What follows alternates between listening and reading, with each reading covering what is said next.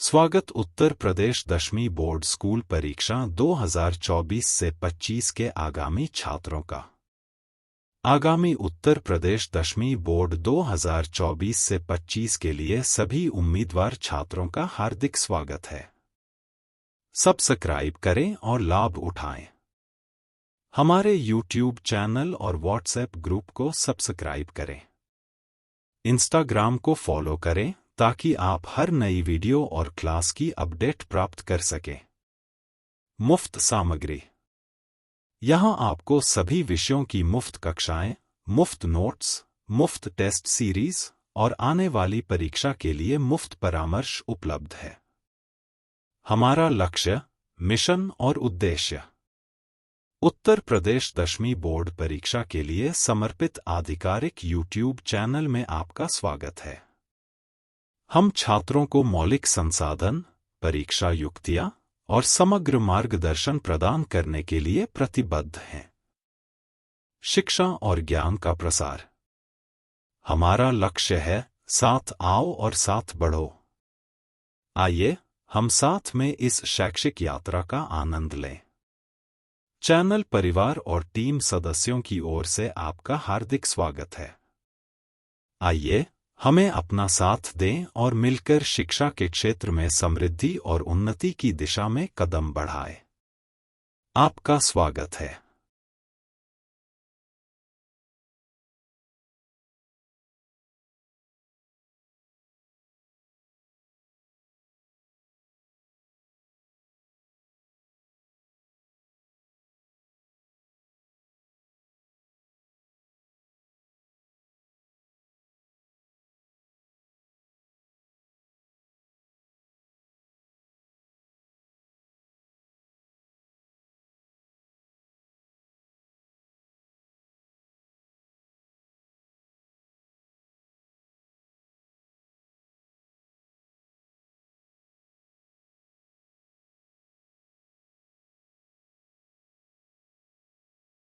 प्यारे बच्चों, जैसा आप जानते हैं कि किसी भी भाषा को सीखने के लिए और उसे अच्छी तरह से पढ़ने, समझने, बोलने और लिखने के लिए हमें उसके ग्रामर या व्याकरण को जानना बहुत आवश्यक होता है, क्योंकि किसी भाषा के वाक्य को किस तरह शुद्ध लिखना चाहिए और शुद्ध बोलना चाहिए, यह हमें जानना बहुत जरूरी होता है।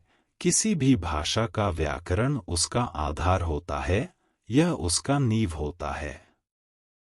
इसके बिना हम किसी भाषा को अच्छी तरह से नहीं समझ पाते हैं और ना ही उसे सीख पाते हैं या सही से लिख पाते हैं। किसी भी भाषा का व्याकरण एक जमीन के रूप में होता है जिस पर एक बुनियाद खड़ी होती है। हिंदी व्याकरण अपने आप में ऐसे कई बुनियाद और आधार समाहित किए हुए हैं, जिसे जानकर और सीख कर हम हिंदी भाषा को शुद्ध लिखना और शुद्ध पढ़ना सीखते हैं। कई बार हम लोगों ने देखा है कि सही जगह पर यदि सही शब्दों का या सही विराम चिन्ह का प्रयोग नहीं किया जाता है, तो अर्थ का अनर्थ हो जाता है। कहने का तात्पर्य यह है कि किसी भाषा की शुद्धता और पूर्णता मूल रूप से उसके व्याकरण पर निर्धारित होता है। यदि हमें सही ढंग से भाषा व्याकरण की जानकारी है, तो हम निश्चय ही किसी भी विषय वस्तु पर एक अच्छा लेख या वक्तव्य प्रस्तुत कर सकते हैं। हिंदी व्याकरण भी अपने आप में एक समुद्र की भांति है, जिसे आप जितना मंथन करेंगे उतना ही ज्यादा रत्न आपको मिलेंगे और आप भाषा के ज्ञानी बन जाएंगे। आज हम लोग हिंदी व्याकरण को सीखेंगे और इसे अपने लिखने, बोलने और सीखने में प्रयोग करेंगे। आशा है जो विषय वस्तु यहाँ प्रस्तुत किया गया है वह आपके ज्ञान को बढ़ाने में सहायक होगा और आप कुछ नया सीखेंगे, कुछ ज्यादा सीखेंगे और अपनी परीक्षाओं में अच्छे अंक लाकर अपनी कक्षा का, अपने परिवार का, अपने समाज का और अपने देश का नाम रोशन करेंगे। हिंदी व्याकरण के अंतर्गत हम निम्नलिखित विषय सूची को पढ़ेंगे और सीखेंगे, जैसे हिंदी वर्णमाला, ध्वनियाँ और लिपि परिचय। शब्द विचार अर्थ के आधार पर शब्द विचार, समानार्थी शब्द, अनेकार्थी शब्द, विपरीत शब्द, भिन्नार्थक शब्द आदि। शब्द रचना समास, संधि, उपसर्ग, प्रत्यय आदि। पद परिचय, पद संबंध, शब्द भूमिका। वाक्य विचार, पदबंध, उपवाक्य, रचना और दृष्टि से वाक्य। रूप विचार, संज्ञा, सर्वनाम, विशेषण, क्रिया, लिंग, वचन, काल, अव्यय आदि। विराम चिन्ह। संज्ञा, सर्वनाम, क्रिया, लिंग, पुरुष, वचन, कारक, प्रत्यय, अनुवाद, अलंकार, निबंध, लेख, पत्र लेखन, मुहावरे और कहावतें। शब्द शुद्धि और वाक्य शुद्धि। धन्यवाद। हिंदी व्याकरण। व्याकरण किसे कहते हैं? किसी भाषा को शुद्ध लिखने और बोलने संबंधी नियमों को हम व्याकरण कहते हैं। किसी भाषा को अच्छी तरह से समझने के लिए हमें उसके व्याकरण को भी समझना बहुत आवश्यक होता है। हिंदी व्याकरण को मुख्यतः 3 भागों में वर्णित किया गया है। 1 वर्ण विचार, 2 शब्द विचार और 3 वाक्य विचार। किसी भी भाषा को जानने और समझने के लिए उसके व्याकरण के नियमों को भी जानना बहुत आवश्यक होता है। किसी भाषा के व्याकरण के नियम को जानकर ही हम किसी भाषा का सही प्रयोग कर सकते हैं या उसे अच्छे से सीख सकते हैं। व्याकरण के नियम को जानकर हम उस भाषा को सही पढ़ना, लिखना और बोलना सीख सकते हैं और हम अपनी बातों को स्पष्ट तरीके से वर्णन कर सकते हैं। हिंदी ध्वनियाँ और वर्णमाला। ध्वनियाँ के लिखित समूह को वर्णमाला कहते हैं। स्वर वर्ण अ, आ, ई, उ, ऋ, ए, ओ, औ। व्यंजन वर्ण क वर्ग क, ख, ग, घ। च वर्ग च, छ, ज, झ। ट वर्ग ट, ठ, ड, ढ, न। त वर्ग त, थ, द, ध, न। प वर्ग प, फ, ब, भ, म। अंतस्थ य, र, ल, व। ऊष्म श, स, ह। संयुक्त व्यंजन क्ष, त्र, ज्ञ, श्र। अयोगवः अनुस्वार, विसर्ग। भाषा और बोली में क्या अंतर है? किसी स्थान विशेष या किसी सीमित क्षेत्र में बोली जाने वाली भाषा के स्थानीय रूप को बोली कहते हैं, जबकि भाषा किसी विस्तृत क्षेत्र में बोली जाती है और भाषा का व्याकरण और शब्दकोश भी होता है और उस भाषा के प्रयोग से साहित्य भी लिखा जाता है। बोली के उदाहरण: बिहारी भाषा, हरियाणवी, राजस्थानी, पहाड़ी, नेपाली, मराठी, कोंकणी आदि आदि। भाषा के भेद। भाषा के मुख्यतः 2 भेद होते हैं: मौखिक भाषा, लिखित भाषा। मौखिक भाषा, जब हम लोग आपस में बातचीत करते हैं तो उसे मौखिक भाषा कहते हैं। लिखित भाषा, जब हम लोग अपने विचारों को लिखते हैं तो उसे लिखित भाषा कहते हैं। किसी भाषा की ध्वनियों को जिन लेखन चिन्हों में लिखा जाता है उसे लिपि कहते हैं। अर्थात किसी भाषा की मौखिक ध्वनियों को लिखकर व्यक्त करने के लिए जिन लेखन चिन्हों का प्रयोग किया जाता है उसे लिपि कहते हैं। प्रत्येक भाषा की अपनी लिपि होती है। जैसे हिंदी, संस्कृत, मराठी आदि भाषाओं की लिपि देवनागरी कहलाती है। अंग्रेजी की लिपि रोमन, पंजाबी की लिपि गुरुमुखी, उर्दू की लिपि फारसी है। हिंदी भाषा के मुख्य 3 अंग हैं: ध्वनि, शब्द या पद, वाक्य। प्रत्येक ध्वनि, वर्ण और अक्षर का उच्चारण कहाँ और कैसे होता है, यह हमें सही जानना अति आवश्यक है। इसी प्रकार प्रत्येक वर्ण, अक्षर और वाक्य को सही पढ़ना, लिखना और बोलना भी बहुत जरूरी है। उसी प्रकार हमें अपनी सुंदर हस्तलिपि पर भी बहुत ध्यान देनी चाहिए। शब्दों के प्रयोग में मात्रा के शुद्ध प्रयोग पर भी बहुत ध्यान देनी चाहिए।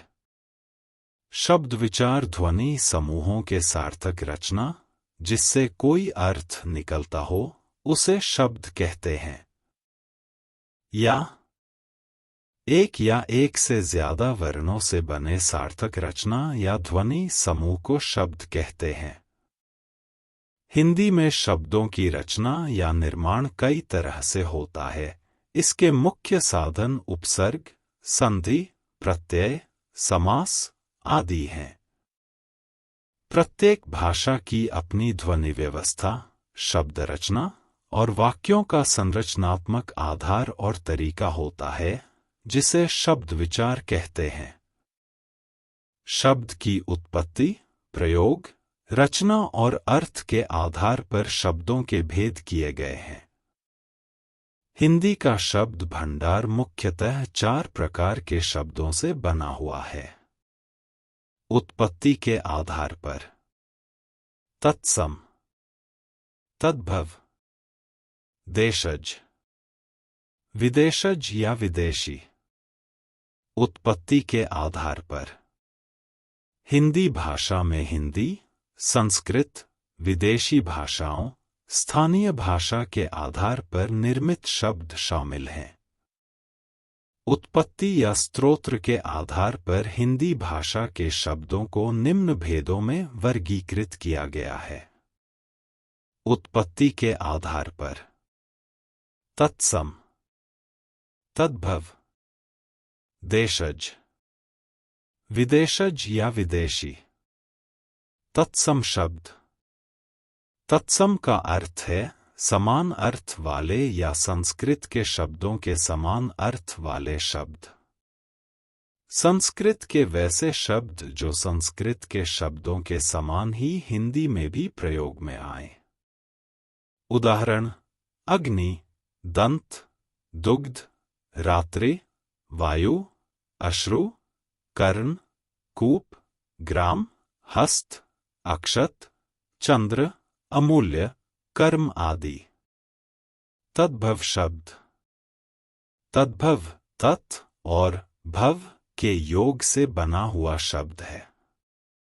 ऐसे शब्द संस्कृत भाषा से उत्पन्न कहे जाते हैं। संस्कृत भाषा के वे शब्द जो पाली, प्राकृत या अपभ्रंश आदि से बने हुए होते हैं, उन्हें तद्भव शब्द कहते हैं। उदाहरण: अचरज, अंधेरा, अमोल, गधा, काम, आग, अनाज, आम, आलस, कान, खंबा, खेत, घर आदि। देशज शब्द। वैसे शब्द जो ग्रामीण क्षेत्रों में या अपने देश के अन्य क्षेत्रों में बोले जाते हैं। ऐसे शब्द हिंदी में अपने ढंग या सुविधा के अनुसार बनाए शब्द होते हैं। उदाहरण: फटाफट, मुक्का, तोरी, परवल, कुदाल, चंदन, चूड़ी, माला, खटपट, खचाखच, पटाखा, पापड़ आदि। विदेशज या विदेशी शब्द। हिंदी में दूसरे देशों या विदेश के देशों के शब्दों का भी प्रयोग किया जाता है। वैसे शब्दों को विदेशज या विदेशी शब्द कहते हैं। ऐसे शब्द मुख्य रूप से अरबी, फारसी, तुर्की, अंग्रेजी भाषाओं से हिंदी में प्रयोग किए जाते हैं। उदाहरण: अदालत, इरादा, इडली, डोसा, पान, परवल, बाजरा, सरसों, बहादुर, अनायास, गवाह आदि। ऋण शब्द: हिंदी के वैसे शब्द जो वर्षों से किसी व्यक्ति, वस्तु, स्थान या प्राणी के लिए प्रयोग किए जा रहे हो और वो उसी नाम से प्रचलित हो गए हैं या जाने जाते हैं, तो वैसे शब्द को रूढ़ शब्द कहते हैं। जैसे रोटी, गाय, देवता, आकाश आदि। यौगिक शब्द: वैसे शब्द जो दो या दो से अधिक शब्दों के योग से बना होता है, उसे यौगिक शब्द कहते हैं। जैसे विद्यालय, विद्या प्लस आलय, प्रतिदिन, प्रति प्लस दिन, राष्ट्रपति, राष्ट्र प्लस पति आदि। योगरूढ़ शब्द: वैसे यौगिक शब्द जो दो या दो से अधिक शब्दों के योग से बना होता है और दोनों का अलग अलग भी अपना अस्तित्व या महत्व होता है, परंतु दोनों को मिलकर उनका अपना एक अलग या विशेष अर्थ निकले, उसे योगरूढ़ शब्द कहते हैं। जैसे पीतांबर, पीत प्लस अंबर, पीत पीला, अंबर कपड़ा, परंतु इसका अर्थ होता है विष्णु या सत्यनारायण या ठाकुर जी। दशानन, दश प्लस आनन, 10 हाथों वाला, गजानन, गज प्लस आनन का अर्थ होता है हाथी। लंबोदर, लंब प्लस उदर, जिसका उदर, पेट, बड़ा हो का अर्थ होता है गणेश आदि। रचना के आधार पर: शब्दों के प्रयोग या रूप परिवर्तन के आधार पर शब्दों को दो भेदों में वर्गीकृत किया गया है।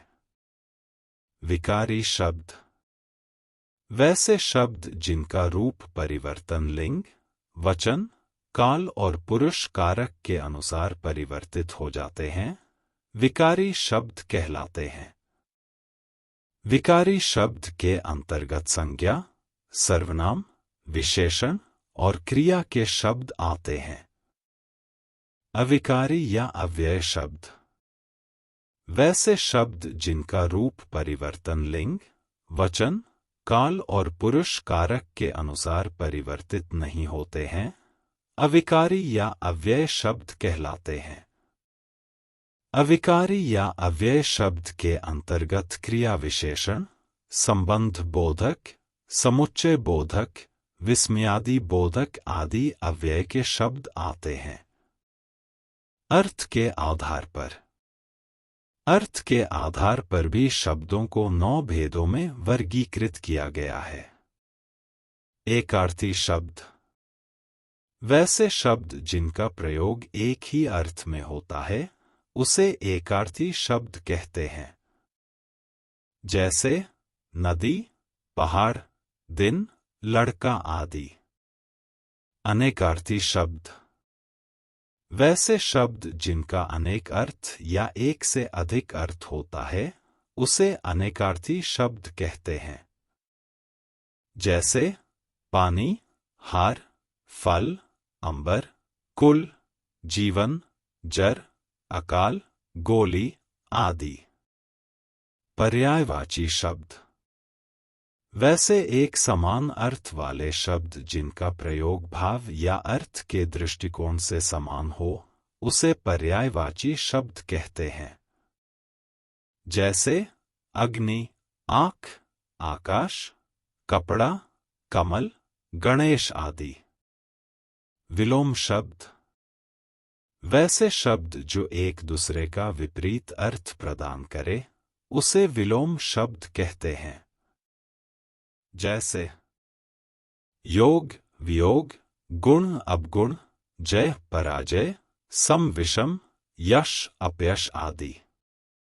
युग्म शब्द, वैसे शब्द जिनका उच्चारण एक समान हो परंतु उनके अर्थ बिल्कुल भिन्न भिन्न हो, उसे भिन्नार्थक शब्द या युग्म शब्द कहते हैं। जैसे आदि आदि, अंग अंग, अपना अपना, गांव गांव आदि। शब्द समूह या अनेक शब्दों के लिए एक शब्द, जब शब्दों के समूह को एक शब्द में व्यक्त किया जाता है उसे शब्द समूह या अनेक शब्दों के लिए एक शब्द कहते हैं। जैसे जो पढ़ा लिखा न हो अनपढ़, जिसकी उपमा न हो अनुपम, जो कभी नहीं मरता है अमर। भिन्नार्थक शब्द, ऐसे शब्द जो दिखने में समान हो परंतु उनके अर्थ में अंतर होता है। जैसे अस्त्र शस्त्र, अस्त्र फेंककर चलाए जाने वाले हथियार, भाला, तीर आदि। शस्त्र वैसे हथियार जो हाथ में रखकर चलाए जाते हैं, तलवार, चाकू, लाठी आदि। समूहवाचक शब्द, वैसे शब्द जो एक समूह को दर्शाता है या सामूहिक वस्तुओं का अर्थ प्रकट करता है, उसे समूहवाचक शब्द कहते हैं। जैसे गुच्छा चाबियों का गुच्छा या अंगूर का गुच्छा। गट्ठर लकड़ियों का गट्ठर। गिरोह चोर या डाकू का गिरोह आदि। ध्वनि बोधक शब्द, वैसे शब्द जो ध्वनि के आधार पे आधारित हों, उन्हें ध्वनि बोधक शब्द कहते हैं। इन्हें निम्न भेदों में वर्गीकृत किया गया है। पशु या पक्षियों की ध्वनि के आधार पर। हाथी, चिंघाड़ना। कोयल, कूकना। शेर, दहाड़ना। सांप, फुफकारना आदि। वस्तुओं की ध्वनि के आधार पर। दांत, कटकटाना। बर्तन, ढन ढन करना। बादल, गर्जना आदि। दृश्य के आधार पर। बिजली, चमकना, नाव, डगमगाना, दिया, टिमटिमाना, तारे, झिलमिलाना आदि।